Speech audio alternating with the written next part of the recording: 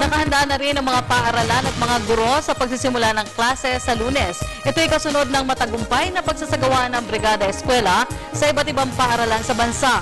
Samantala, handa na rin ang mga anak upang magbalik eskwela. Narito ang report ni Dina Padibita.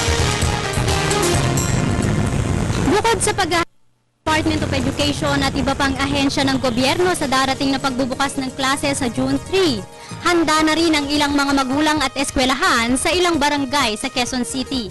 Isa si Johanna Sales, 24 years old, may 2 anak na papasok ngayong pasukan, ang handang-handa na sa pagbubukas ng klase.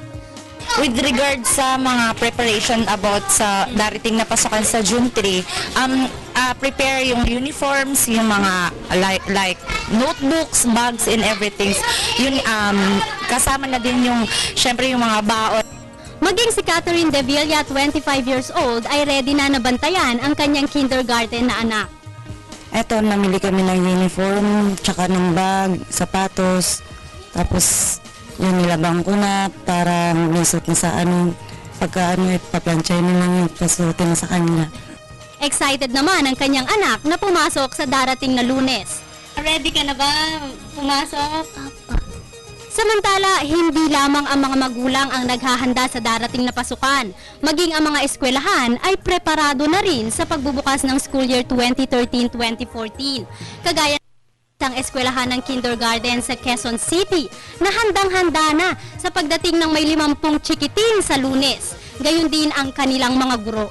Ang ginawa namin ng mga teachers, inayos na namin ang aming school. As you can see, makikita natin na ready na kami. Kasi ang kailangan natin sa mga bata ngayon, dapat malinis ang paligid, maganda ang classroom, maganda ang tables, ang chairs, etc. At the same time, kayo mga teachers, talagang pinaghandaan namin kasi gusto namin ng mga bata sa Alphabet and Crayons Learning Center matuto sila.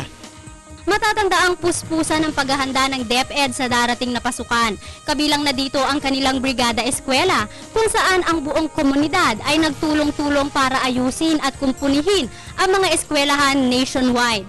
Gayon din nakahanda naman ang Information and Action Center ng tanggapan hanggang June 7 kung saan maaaring tumawag ang mga magulang o estudyante sa tanggapan kung may tanong o problema sa pasukan. Higit raw na maliit ang bilang ng natatanggap nilang tawag o problema sa taong bayan kaysa noong nakaraang taon. Mahigit 20% ang improvement nito sa kaparehong araw. Ayon sa pamunuan, ito raw ay dahil sa patuloy na information dissemination ng tanggapan kaakibat ang media. May paalala pa rin ang pamunuan sa mga estudyante at magulang ngayong nalalapit na pasukan. Kasi ang gusto natin, by June 3, talagang first lesson na kagad yan. Pangalawa, alam naman natin na papasok na yung tag-ulan, no? Kung pwede lang maghanda na siguraduhin yung mga bata, mayroong mga payong o kaya raincoat.